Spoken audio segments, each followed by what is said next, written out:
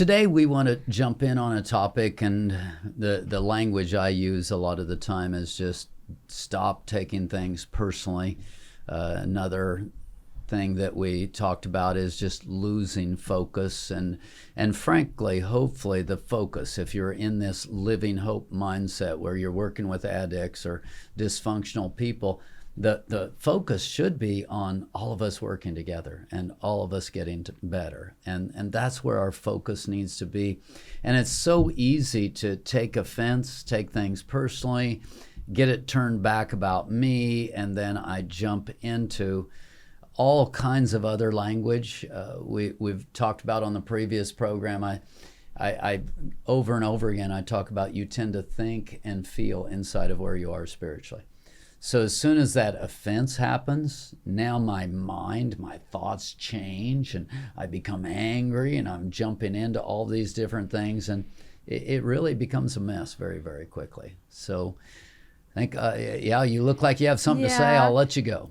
Well, I think that part of what I wrote down, taking the I and you out of our vocabulary, just so we can start to get along. And I love what you just said, focusing on getting better. Mm-hmm. And really, I think that what I realized when you said that is that's what loving one another is. When we think we have to get our way, or we seem offended because someone didn't do something the way we thought they should, or say what we thought they should, and we've been discussing that a little bit, what do we do about that? How do we come together as a family at home and learn to adjust so that everyone can live healthy? Most of the time we live inside of habits, patterns, and speech patterns. And those speech patterns many times are literally holding us in bondage. And let me just start with a speech pattern that is frankly more than a speech pattern. I mean, this one is huge. It's, well, you made me mad. Mm-hmm. I mean, if you listen to that speech pattern, if you listen to that language, what am I doing? I'm literally taking, and first of all, I'm pointing blame, which we've talked about that and how destructive that is. But secondly, go to the next step. I'm making you entirely responsible for everything that's happening here. No longer is it a system, no longer is it a pattern, and in many families that you made me mad, I just gave you total authority over my life. I mean, spiritually, the demonic realm is able to jump on that, take a hold of that emotionally, in terms of all the different things. And that's just one of those speech patterns, language statements that we make that are frequently in family systems, that once that thing kicks in, getting better is off. And let me just jump on one more thing, and I probably shouldn't confuse it because it looked like you were going to comment, but also just the language of getting better. I mean, that's powerful. Mm-hmm. Getting better. I didn't say fixed. Right. I didn't say done. I didn't say, wow, we're going to immediately be healthy. Keep your eye on the prize, keeping focus, not losing focus is, okay, one step at a time. If this language piece is there, and frankly, this is one of the worst that people do. Well, you made me mad. Well, I can't believe you did such and such, and you caused me to, and I mean, all of this language that assigns blame elsewhere, chances are the addict, chances are the broken person is going to throw that at you. They're going to try to deflect blame. They're going to try to do that. And so a lot of times what happens then, immediately we get into a war. No, you're the cause. I didn't do it. It wasn't me. It was you. We lower ourselves. We stoop to a level to where we play their game. Well, as soon as you go to that level, there's no getting better at that point. It's just mud going back and forth. And when it's all said and done, you need to get down on the floor and start doing some cleaning. and it's not going to be a fun mixture, but that's what we do, and that's how we do it. It's true. Do you have anything? I think you did. Yes. Okay. I think you just hit the nail on the head in one thing, is that I think when I first was married, I didn't even have the concept of the other person getting better. I just thought about myself. That's the I. And I just wanted to be better. And I wanted them to be the person that made me better. And it wasn't happening. And I wasn't even looking or focusing at maybe that they needed something too and needed to be better. And if our focus as a married couple would have been on each one of us helping each other to get better, I think it would have made a big difference. Actually, today in class, it was interesting. One of the things that I talked about, there's really two things that will determine your future. And number one is your character. Your consistent choices, actions coming out of integrity of character. And obviously, what can you have? You can have a choice that's really flagrant and out of mix, and just to be graphic, murder. If you kill somebody, your character can be in pretty good shape in 95% of you, but that 5% you just got so mad and you completely lost it, and it completely changes your life. Okay, you have those exceptions where you have one behavior that just radically shapes everything for years. But for the most part, your life is going to be shaped by character. That's number one. But number two, it's going to be shaped by the choices of who you connect with, because you're going to share outcomes with people that you connect with significantly. So you put those two things together, yes, other people do have an ability to impact your life. But if you want to have the best outcomes you can, you understand, I either choose you to be a part of my life, I don't, I have some power over that. Once I choose you, I need to understand that, okay, you are who you are. You're going to respond the way you are responding. But if I'm not changing my character and I'm not being the best influence I can be on your character, everything else is short-term games. Everything else is techniques of, well, I wish you would say these words this way so that I felt better about myself. And frankly, that's where we've majored on as a culture is, let's just work with our language here. And I want you to say this so that you don't offend the other person. Well, I'm going to, again, I'm too plain spoken, but I'm going to get back to this place where if you don't change, you don't change. And you can put a dress on a pig. And lipstick. Or lipstick on a pig, okay? You can do whatever you want, but it's still a pig. Yeah.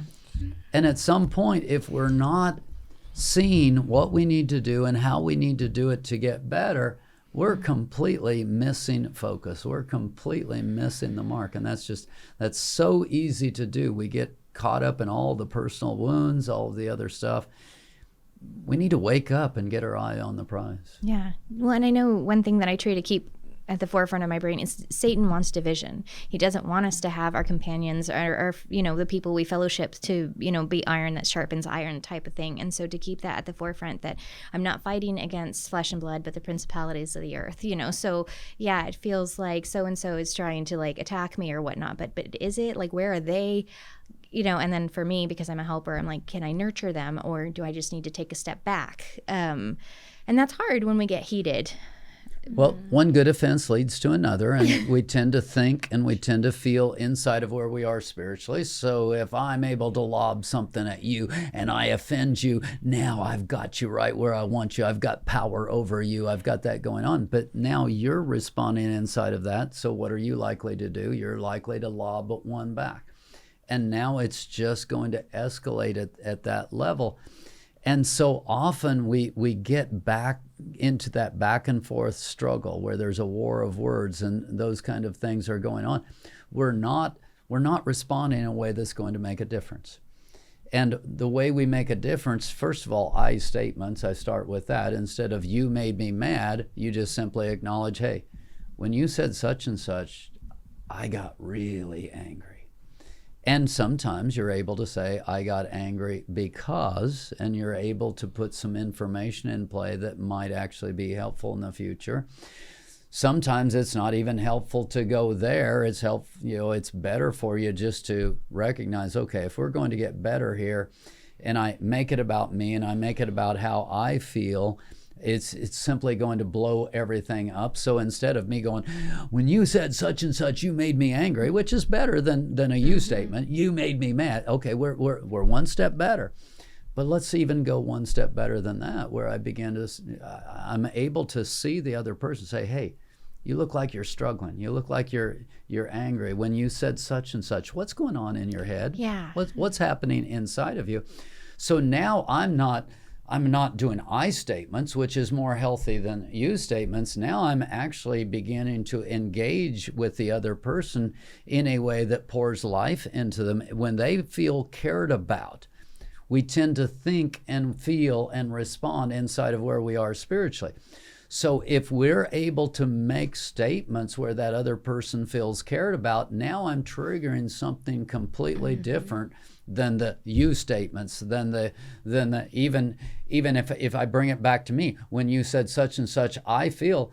A lot of times what's going to happen, the other person's either going to feel like a heel, they're going to feel like they really blew it, they're going to, so you're saying I treated, I mean, they will turn it frequently Yes. and make it all about them at that point. And now we're off to the races all again. And I did it right. I did what my counselor said. I used all the right language and it didn't work.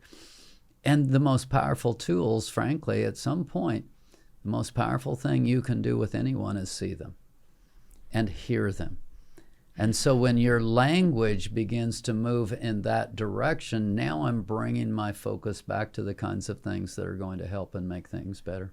I made a note when you were talking, and it's funny you just said that. I was thinking of how you say stop, slow down.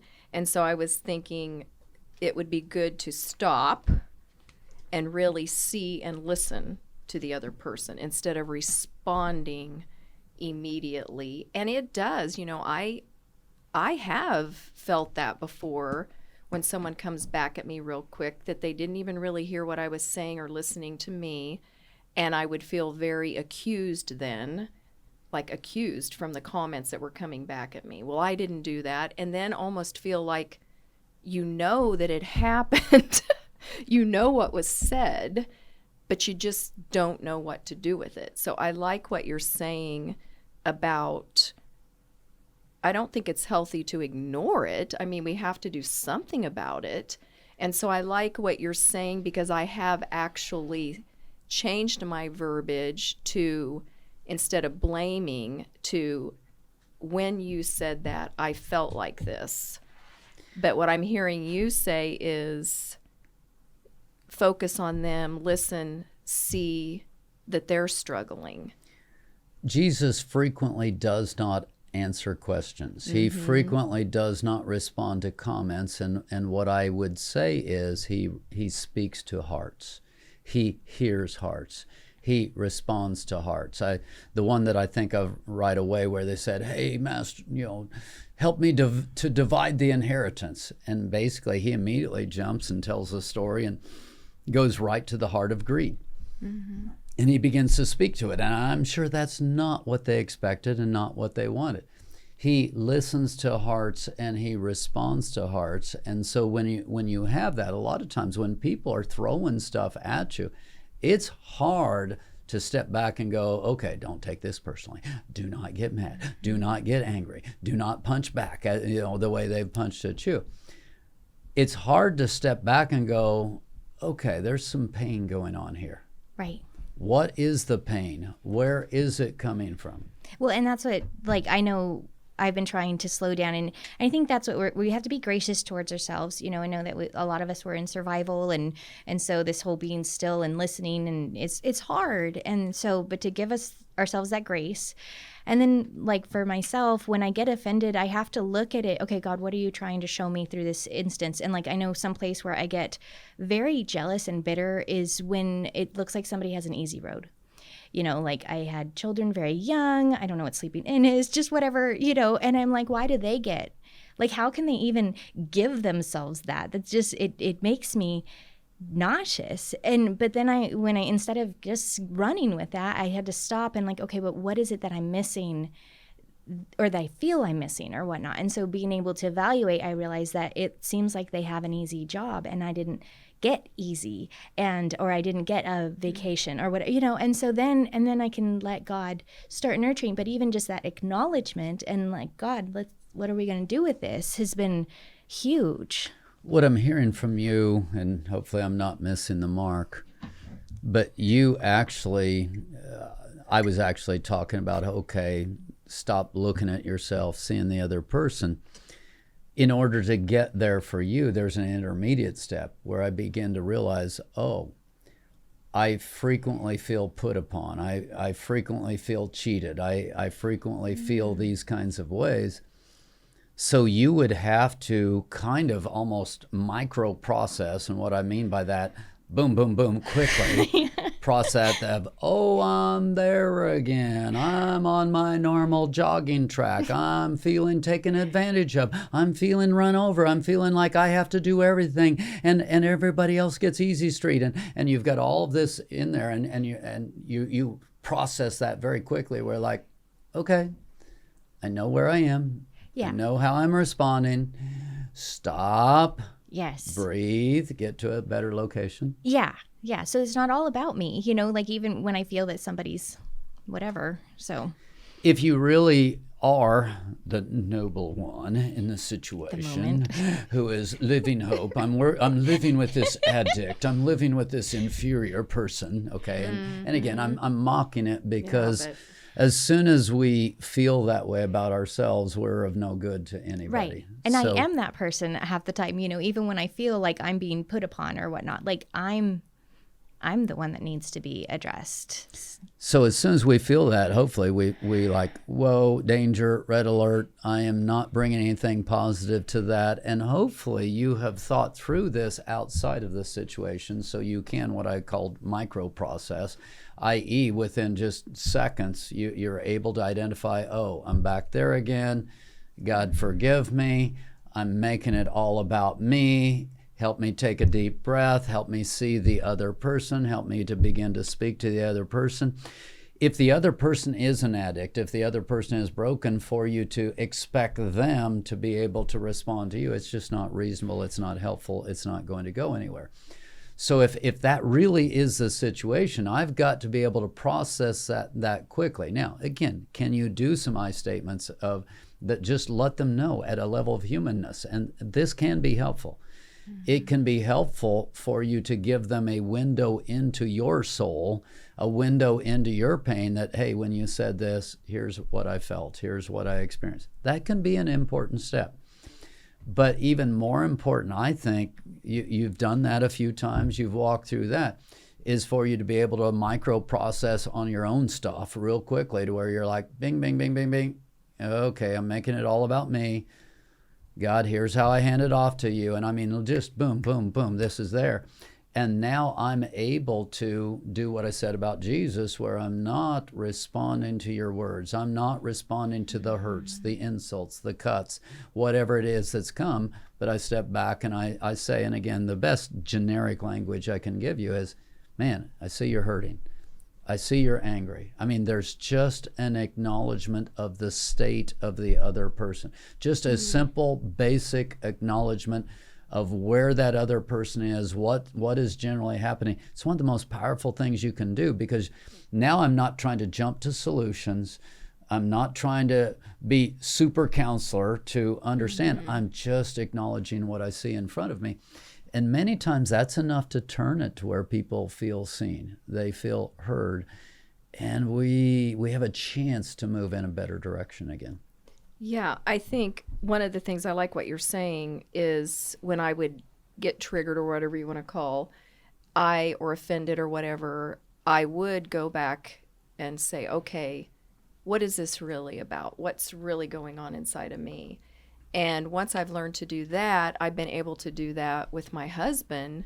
When he comes in sometimes and is acting a certain way, I've said, okay, God, what is this really about? What is bothering him? What is going on? And I've been able even at times to go back and pray and have insight from God about what it really is. And even sounds strange, but God even showing me the incident, a glimpse of the incident that happened to Jeff maybe at a different point. And it brings compassion to me then. And I go in and I'm able to love him and not worry about what he's saying to me. And a lot of times God's given me wisdom on a word or something just to do for him. And he would say, how did you know to do that? Mm-hmm. Where if I would have responded backfiring in my old nature, my old way of what I think because I was offended, but to step back and wait a little bit and not respond and start shooting arrows or bullets or whatever quickly. Mm-hmm. But I love how you say speak to their heart, because that's what God has shown me, that there's something going on in their own heart that has bothered them or happened to them, and they're responding. And even I've had where the other person, and this sounds weird, but it happens a lot, is, well, you're just like this person, and they'll say a name, or you're just like that person. And that used to bother me.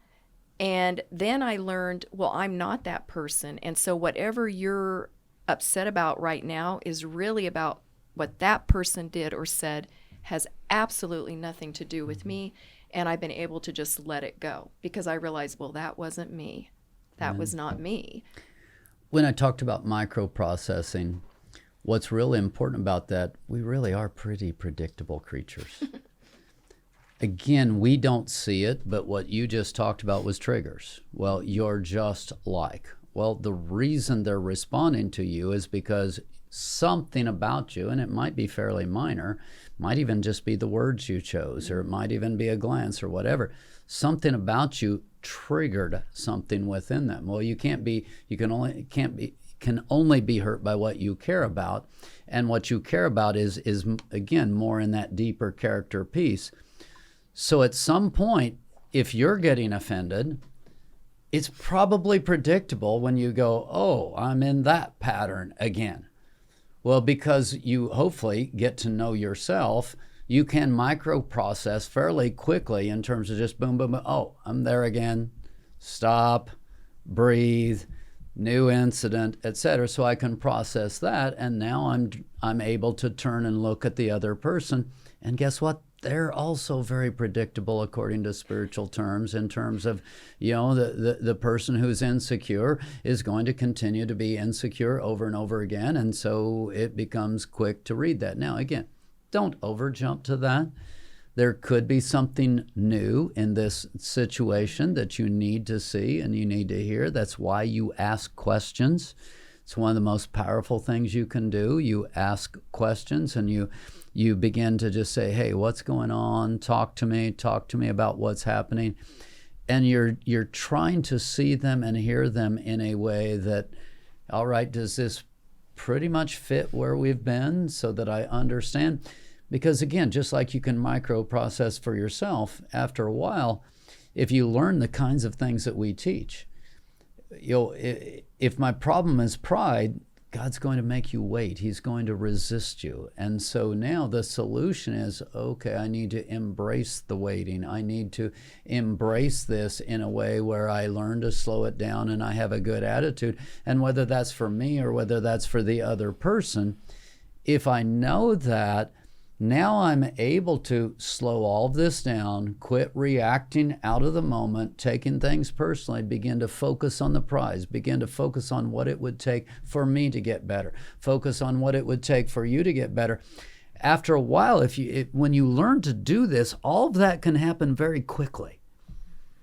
And so now in the moment where instead of me being triggered and run over, I'm able to step back and go, no, stop. The focus is on us getting better, on me getting better, on you getting better. I think I already know my stuff. I already know what I need to do. Can we talk to you about your stuff? Or no, I'm back to the I statements of, I don't know my stuff. I don't know what's going on. When you said such and such, I responded this way and it just blew me out of the water. I don't know what's going on with me. I can't help you until I help me, until I have a better understanding. And so, again, just sorting that out, that this is a me thing, let's talk. No, I'm able to see my part of it, I think. So let me see you. Let's talk. This is the big picture of what it looks like to really start people towards healing and getting better. What if our trigger has us in a place that we're so unsafe that we can't get there? What can we do to get there? Again, I think that's self-awareness. At least if I'm hearing you correctly, that you're like, okay, this person said something, triggered me. I can't be the adult in the room. I can't even lay out. I can't trust the other person enough to be vulnerable to say, when you said, I'm feeling.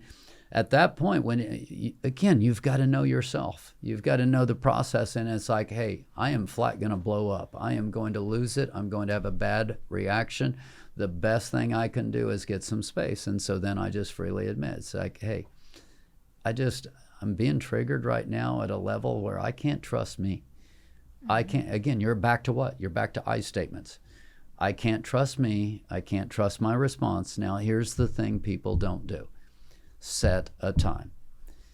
If the other person believes that you'll set a time and live with that time, they will likely give you space, unless they're just on a rampage to control you. If they're on a rampage to control you, then you have to kind of set those boundaries and say, sorry, but this is where I'm at, over, done, walking away, leaving.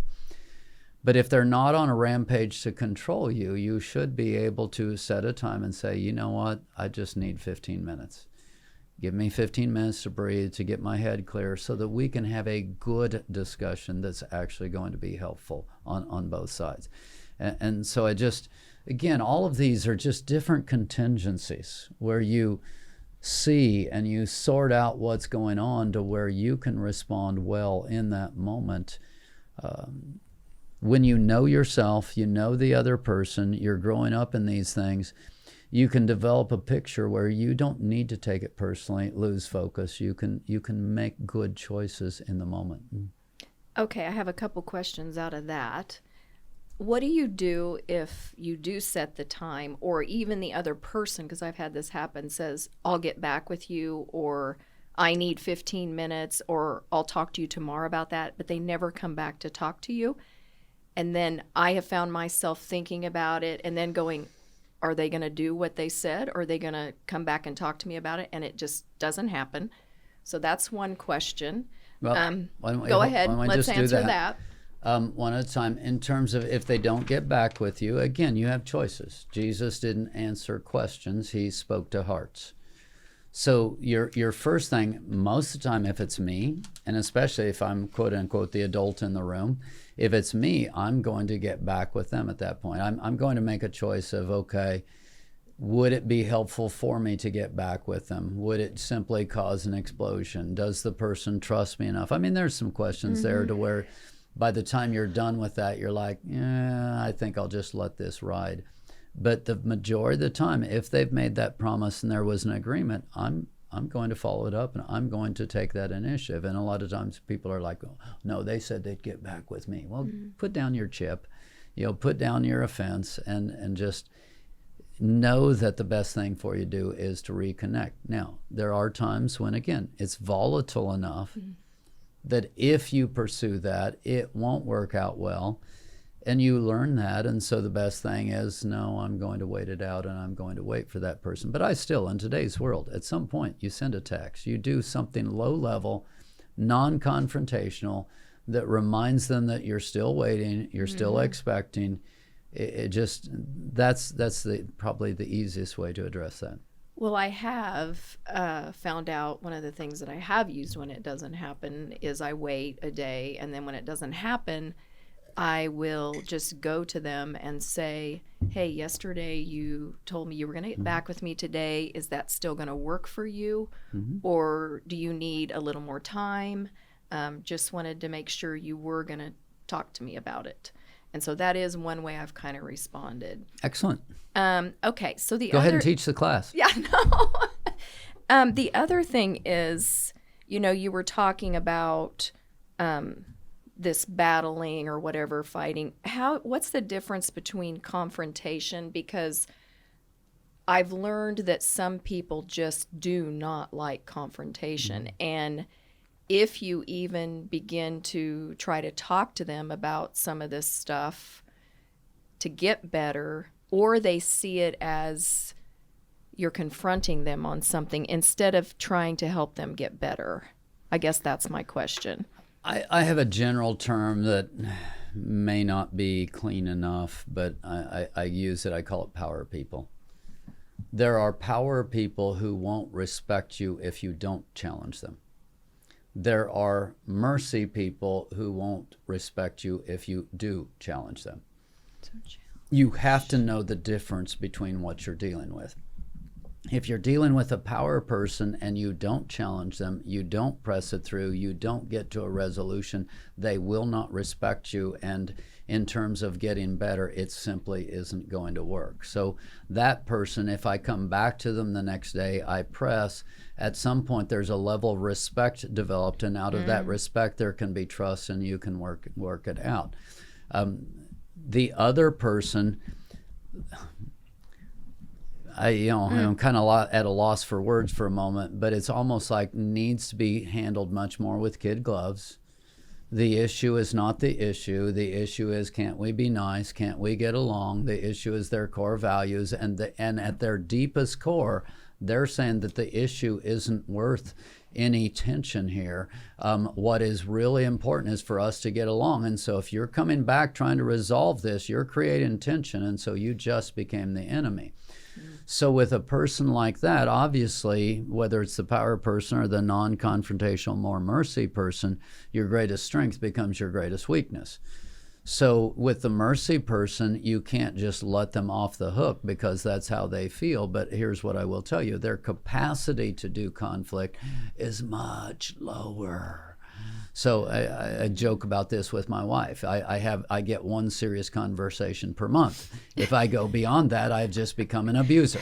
Okay, and so you better choose well. Okay, and again, she's very much mercy's servant, and so what I just described really applies there.